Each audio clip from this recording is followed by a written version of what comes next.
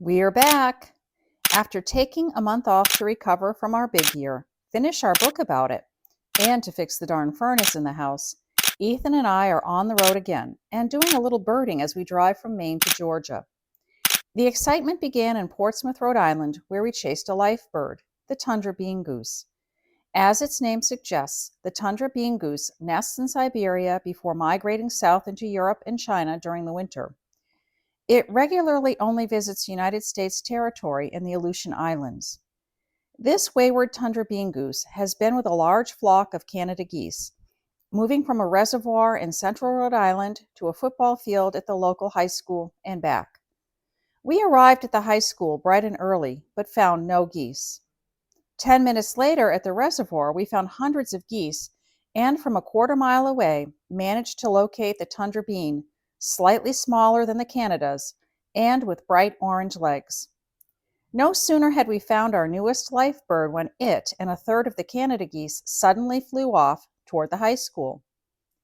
Back across town we went, and sure enough, the birds were back on the football field. We got nice photos and video of this rarity, Ingrid's 720th U.S. life bird and Ethan's 721st. Interestingly, there is a taiga bean-goose, a close relative of the tundra, being seen in upstate New York. After Rhode Island, we spent a night in Ocean City, Maryland, and the next morning we were at the Inlet, a hot spot that we discovered during the big year. Here, the intercoastal waterways empty into the ocean.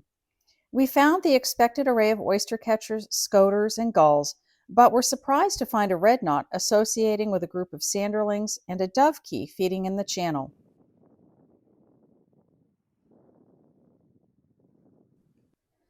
Our next stop was Cape Hatteras, North Carolina, where we got our first tundra swans and white pelicans of the year. One disappointment, we never found the giant raft of redhead ducks that had been in the area. Last year we found it, over 2,500 redhead ducks all packed together. Not sure where these birds were hiding this year. Other birders told us that this year's redhead raft is over 3,500 birds. Finally, yesterday we arrived at our Airbnb in St. Simons Island, Georgia. Our home for the next week and a half abuts a giant saltwater marsh. Not far away, there is a small airport, and single-engine planes fly low over the marsh several times a day. Each time, rails hiding in the marsh, not 20 feet from our porch, start grunting and squeaking excitedly. It's really quite funny.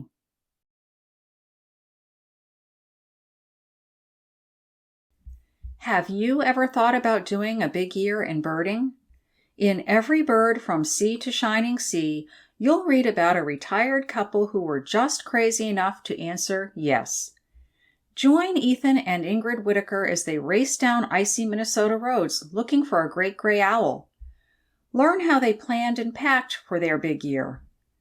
Visit the Rio Grande River with them and discover the fantastic birds that can be found there. Learn the importance of lifer pie. Join them on boat trips far out to sea and closer to shore. And see how many roads you have to travel to do a big year.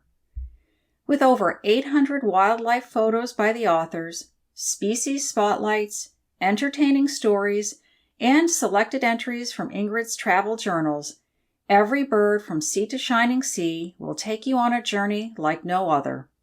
Available on Amazon and wherever bird books are sold.